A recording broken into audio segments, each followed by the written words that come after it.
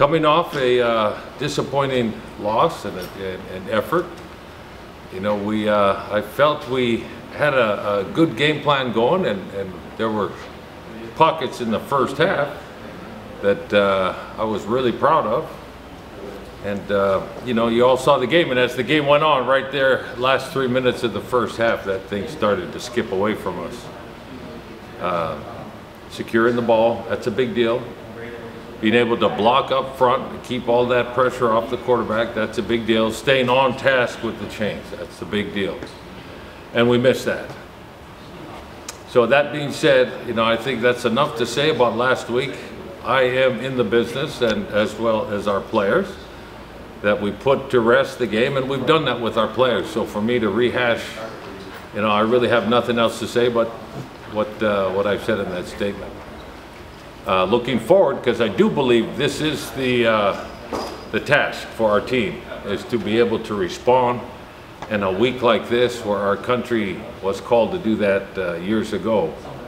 So there's a common theme, and we look forward to having the opportunity come Saturday afternoon to get on the field and respond to show who we are. So that being said, I'll take any question. How do you feel the team has responded so far just on the practice field? We make goals every day, every player in every position group. And I can't speak for the other position coaches, but for my group, there was a deliberate attempt and step in the right direction with that daily goal. So I do believe if the daily goals are met on Saturday, I do believe the response will unfold.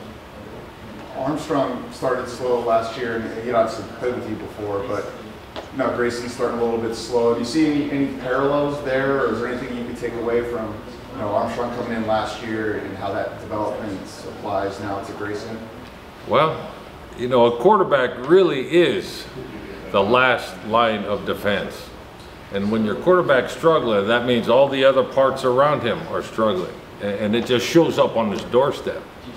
And in both instances, no, we do not block the fronts with a high enough level. So now the quarterback's in jeopardy. So that's indicative to coaching. That's indicative to playing. That's indicative to how physical we can be in the fronts.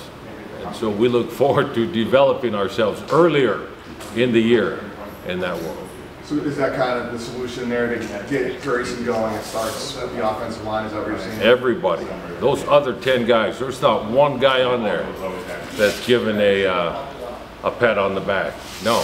When that quarterback struggles and is not getting off to a fast start, there's so many elements around him that are disconnected.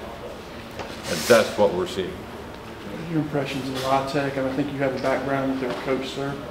Just your impressions of what you're going up against. Well, Sonny coaches the offense, and the former player, White. But his defense is well schemed. It's a different version of our defense, but similar, but very different. In that, you know, the linemen and the backers and the safeties, those all have the same names, but they play in way different spots with way different things going on. So a huge task for us on offense to match that clever, it's a college defense, and very effective in its own right. So we've got a task ahead of us that will require football IQ.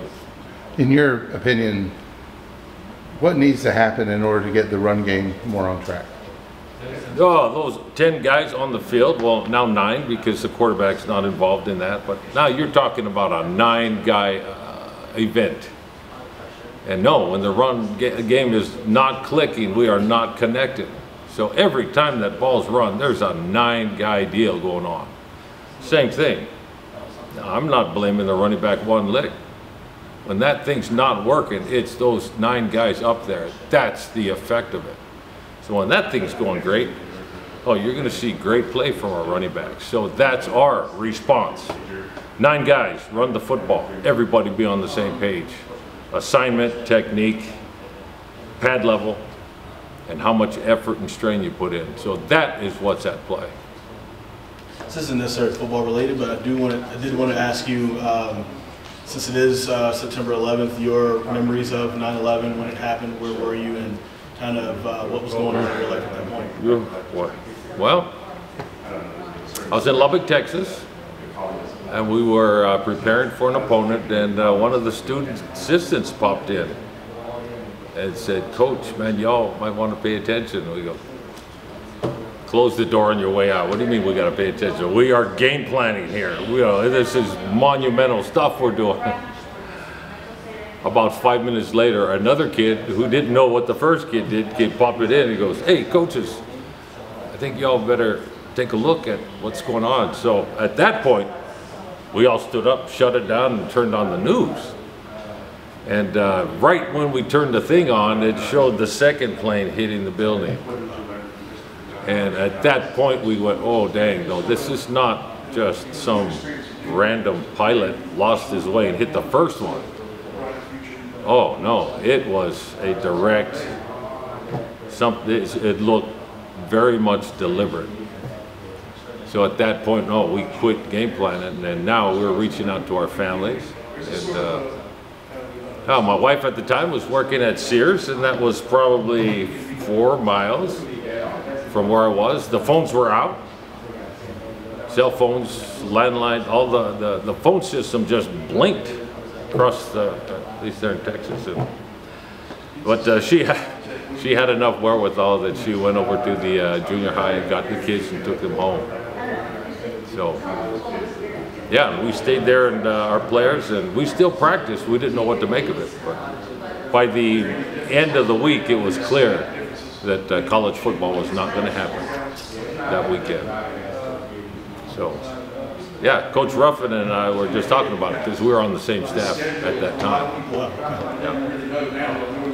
All right, thanks guys, appreciate it.